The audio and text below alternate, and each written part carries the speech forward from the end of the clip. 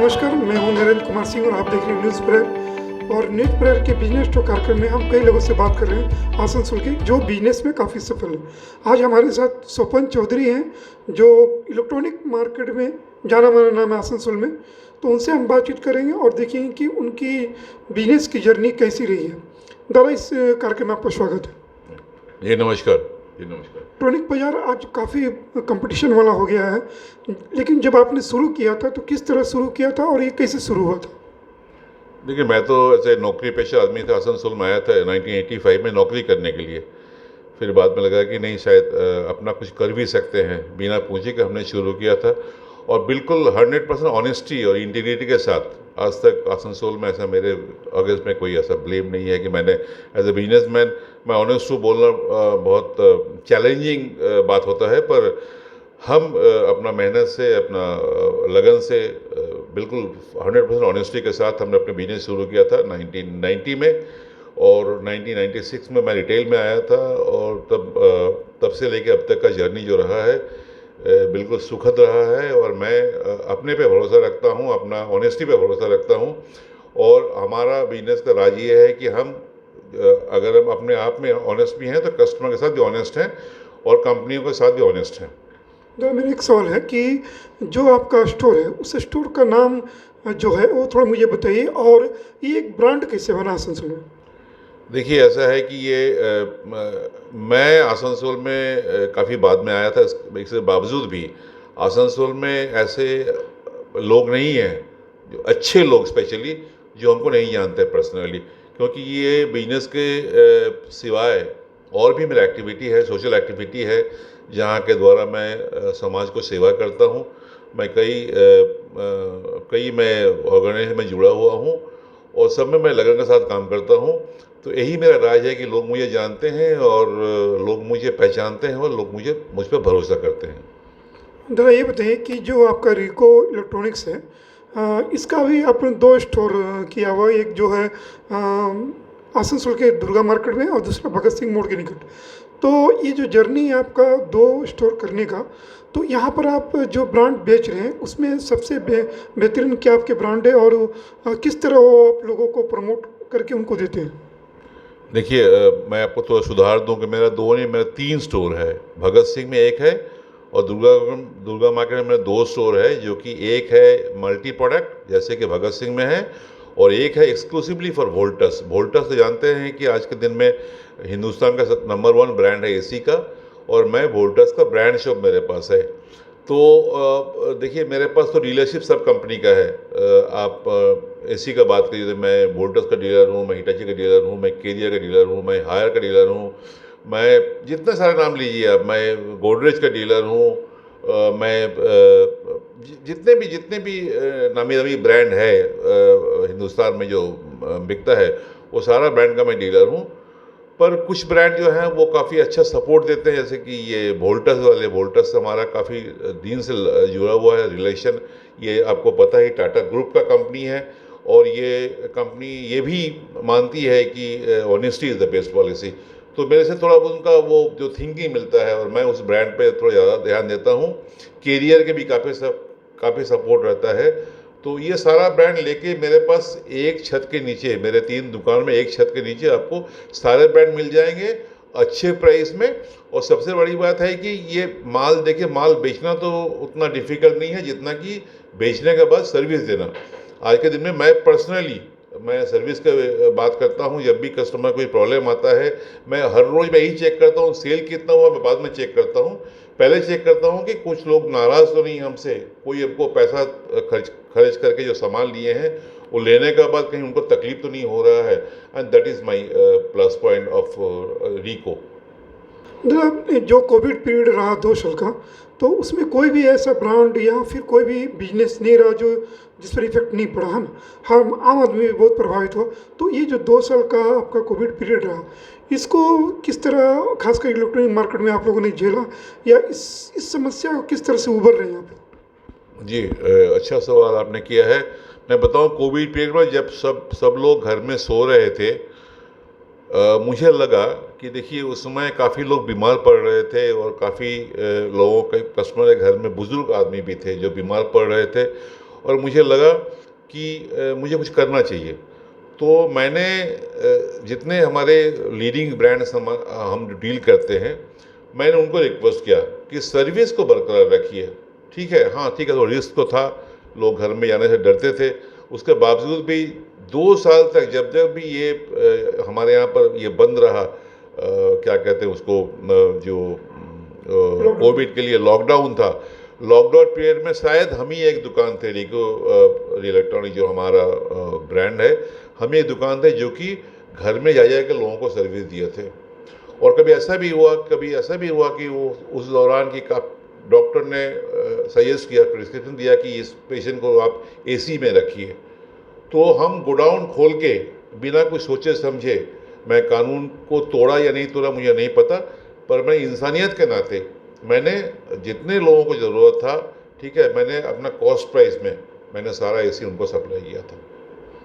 एक सवाल है कि खासकर जो बिजनेस जो आप लोग स्टोर है, स्मॉल स्टोर से लेकर बिग स्टोर आसनसोल में, लेकिन यहाँ देखा गया है कि आसनसोल में पहली बार जैसे रिलायंस डिजिटल है, क्रोमा है, ये जो बड़ी बड़ी कंपनियाँ आई हैं, जो बहुत बड़ी कंपनियाँ हैं, तो उससे आपका बाजार या उससे आपका मार्केट कितना इफेक्ट हो रहा कि नहीं हो रहा? देखिए, मार्केट तो इफेक्ट होता ही है।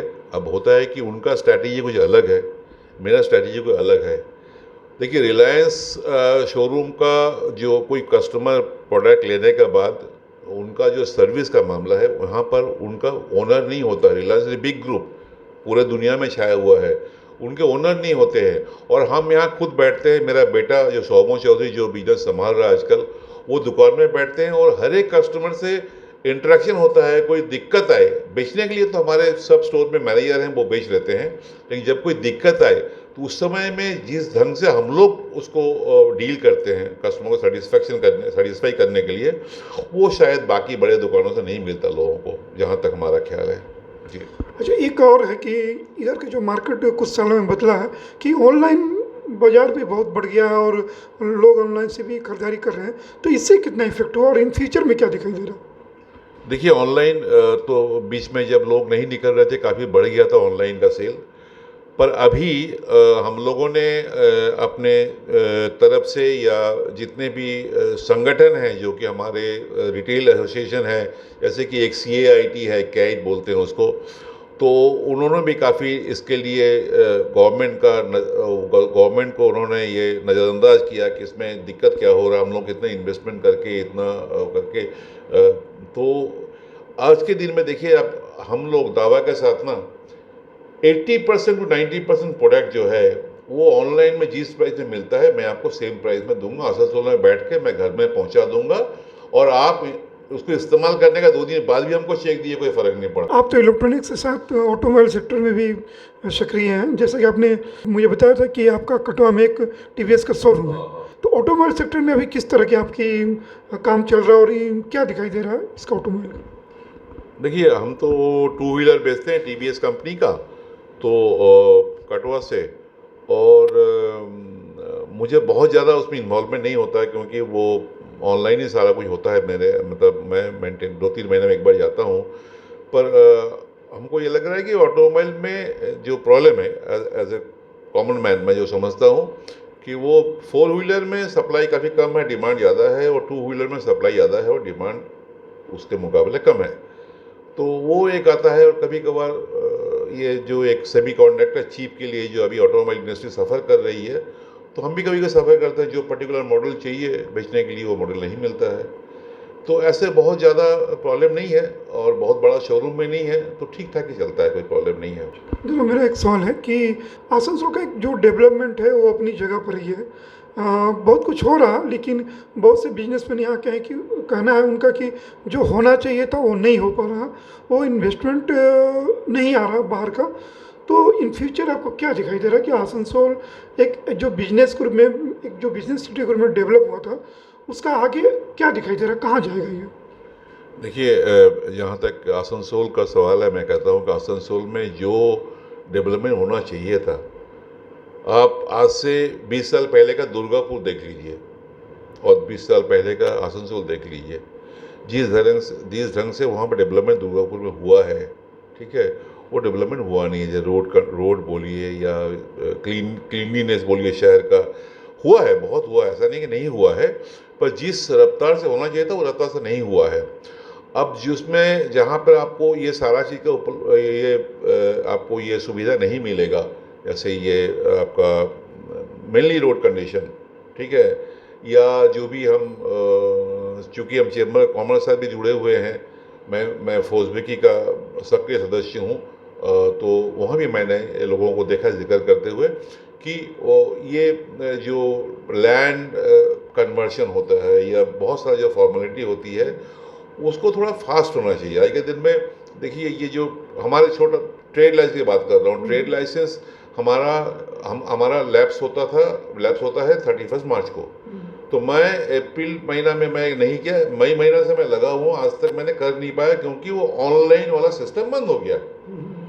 आप देखिए कौन कुर्सी में बैठे हैं, that is not important, important is the system. तो आज भी ट्रेड लाइसेंस के लिए आज भी दौड़ना पड़ रहा है। हमारा आदमी 7 दिन से दौड़ रहा है, वो बोलता है ये डॉक्यूमेंट लेके आइए और यहाँ जमा करवाइए। तो हम जमा क्यों करवाए जबकि सारी दुनिया चल रही है ऑनलाइन सिस्टम में। तो यहाँ पर ये जो नहीं हो रहा, आप दुर्गापुर में जाकर देखिए, दुर्गापुर में देखिए ऑनलाइन सिस्टम ही आपको, ऑनलाइन आप अप्लाई कर सकते हैं ट्रेड लाइसेंस का और आपको मिल भी जाएगा। तो ये छोटा सा एक एग्जांपल मैंने दिया, तो दिस मेक्स द डिफरेंस। इसमें लोगों का सोचना, जो इंडस्ट्री लगाना चाहते हैं, जो लोग यहाँ और धंधा बढ़ाना चाहते हैं, उन लोगों को ये अगर ये फीडबैक ज़रूर मिलता होगा, और अगर फीडबैक अगर मिल रहा है तो उनके लिए इनकरेजिंग नहीं है, वो डिस्करेजिंग ही है, मैं ये कहूँगा। तो हमारे तो आसनसोल से मिनिस्टर भी हैं मल्ला गट्टुक, यहाँ पर आपके जो है कि कॉरपोरेशन भी है, मेयर भी हैं, तो आप उनसे क्या उम्मीद कर रहे हैं और क्या कहना चाहेंगे उनसे?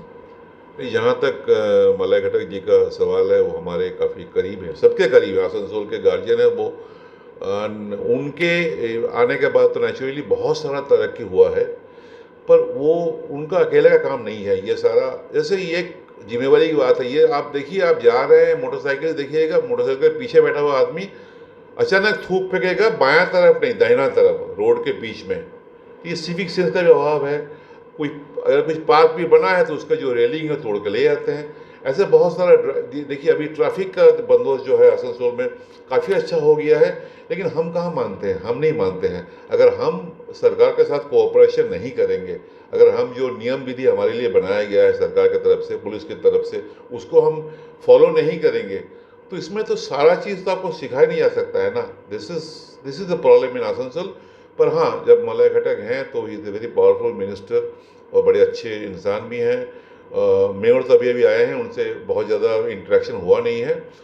तो हमको लगता है कि आगे के दिन में लोग सोचेंगे कैसे और तरक्की किया जाए इस शहर का, क्योंकि ये शहर में तरक्की होगा तभी धंधा बढ़ेगा, बिजनेसमैन भी बचेगा और रेवेन्यू भी गवर्नमेंट को मिलेगी और लोग बाग बाहर से इंडस्ट्री लगाने के लिए भी आएंगे।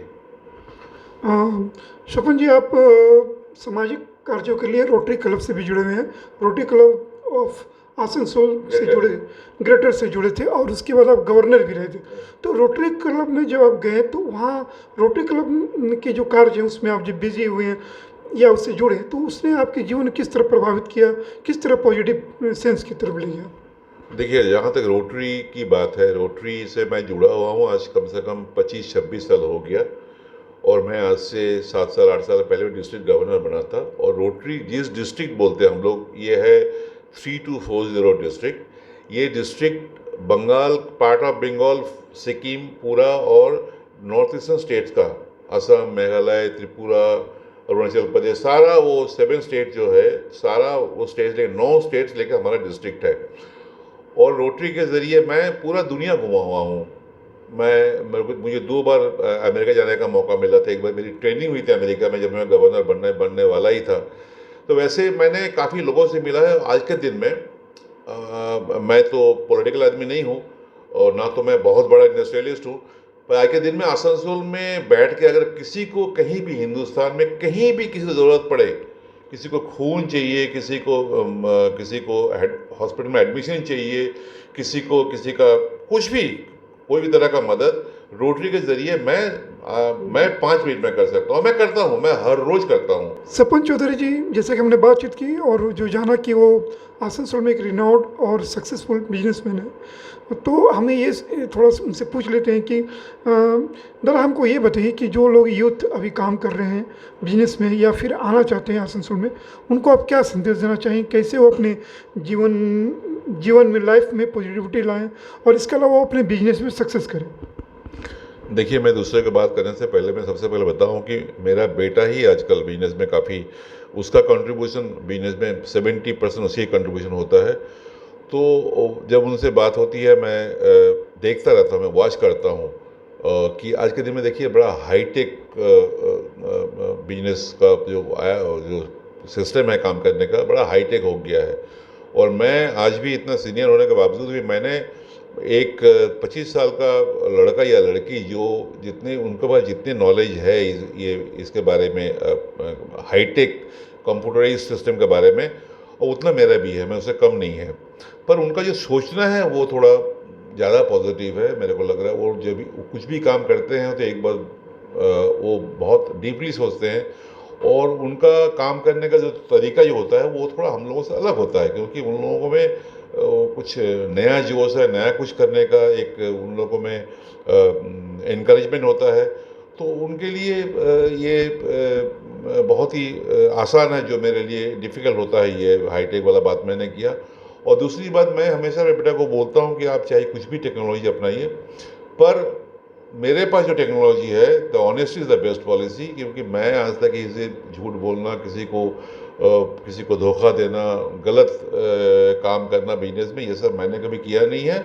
और मुझे भगवान जितना भी दिया है उसी की बदौलत दिया है। तो मैं युवा पीढ़ी से ये कहता हूँ कि आप जितने भी हाईटेक रहो, जितना मर्जी बिजनेस में आप नया नया टेक्नोलॉजी अप्लाई करो, पर ये टेक्नोलॉजी जो काफ़ी पुराना है, शायद हज़ारों साल पुराना है, कि honesty is the best policy. मेरे ख्याल से ये, जहाँ तक जीएसटी का सवाल है, इनकम टैक्स का सवाल है, और बाकी जो भी आपके जो as a citizen, as a businessman आपका जो भी ड्यू बनता है गवर्नमेंट को, ये सारा चीज़ दे के, ऑनेस्टली दे के, ओपनली दे के, अगर आप बिजनेस आगे बढ़ा सकते हैं, तो इसी में बहुत सारे ऐसे बिजनेसमैन हैं जिनका काफ़ी पैसा है, पर वो गुडविल नहीं है, क्योंकि लोग उस पर भरोसा नहीं करते हैं। तो मैं बेटा को, या जितने हमारे और भी दोस्त के जो बच्चे जो बिजनेस में नए नए आए हैं भी, मैं सबको यही कहता हूँ कि इस चीज़ को ध्यान रखिए कि कोई गलत काम ना हो, सही ढंग से काम करने से कमी नहीं होगा बिजनेस का। Okay sir, thank you. Okay ji, नमस्कार, थैंक यू वेरी मच।